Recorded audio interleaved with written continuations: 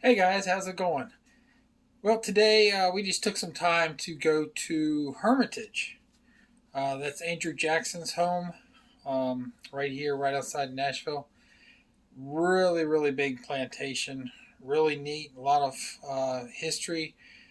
Learned a lot of things I didn't know about him. Um, now, I've heard things. Of course, you always hear things about these ex presidents, and usually it's not good. You heard about some of the policies, and there's a lot of people that just don't like him. But there's a lot of things about him that I learned that's actually pretty respectable. He was in a couple of different wars. He was in a combat between some Indian tribes, and there were times where he'd come across an Indian boy that's been orphaned because his parents have been killed, and he actually take him in. Um, and of course, he tried to adopt him, but the state of Tennessee at the time would not allow him to officially adopt um, a Native American at the time.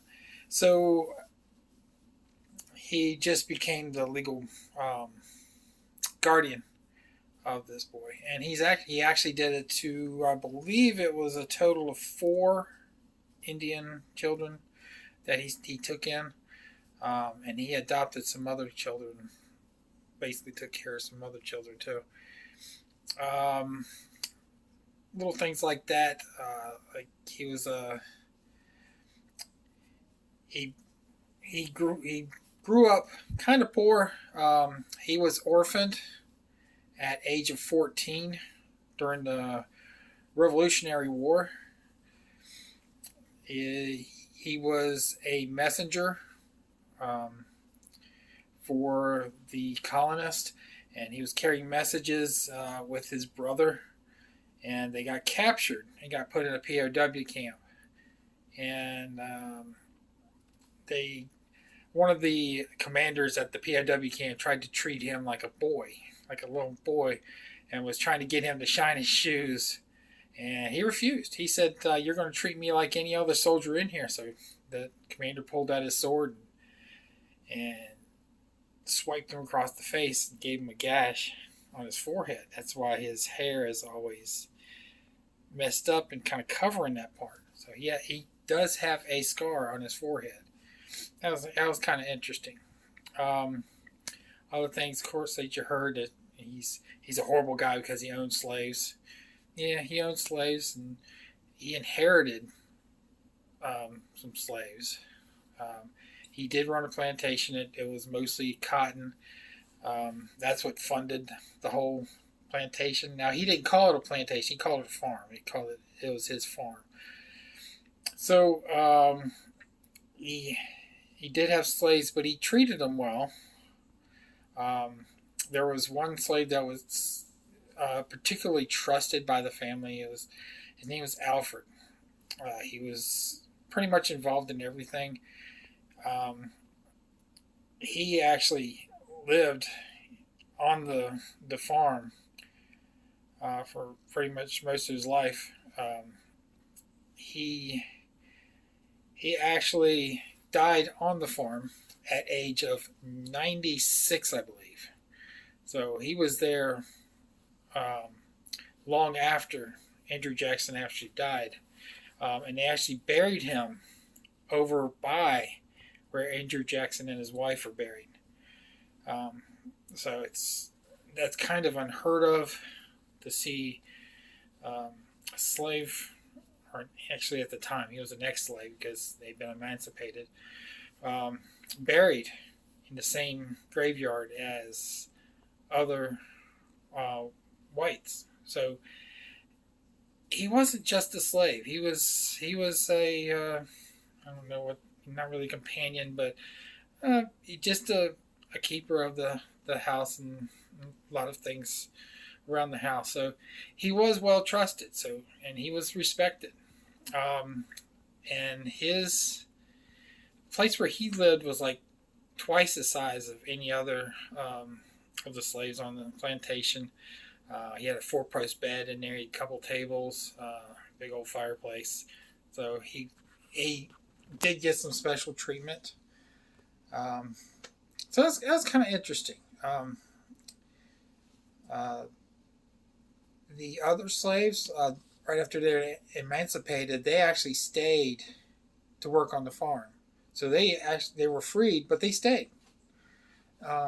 This is kind of a testament to how well they were treated.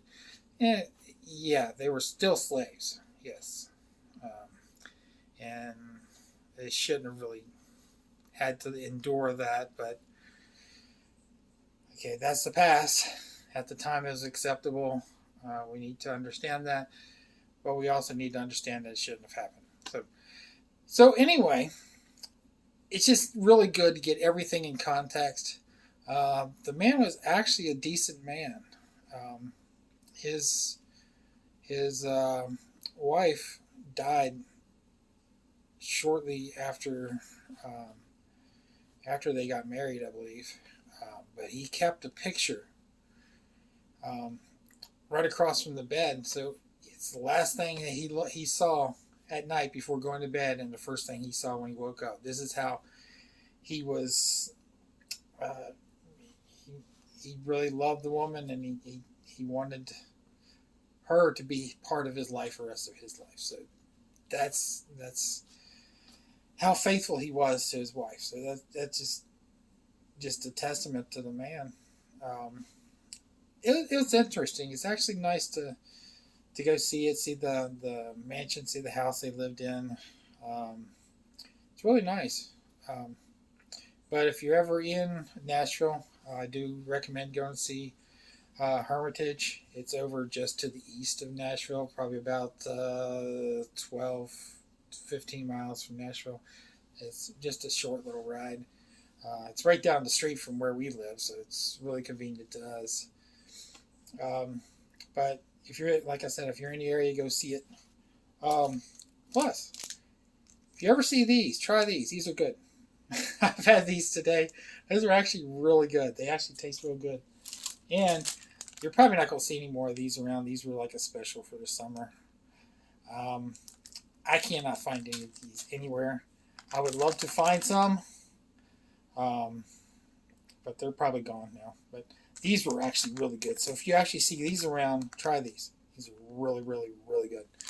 But anyway, back to back to Hermitage. I took some pictures while I was there. Couldn't take any pictures inside the mansion because they don't allow any pictures inside. But I took some pictures outside. So I'll show you some of the pictures I had. And of course, at the end, don't forget to comment. Don't forget to like the video.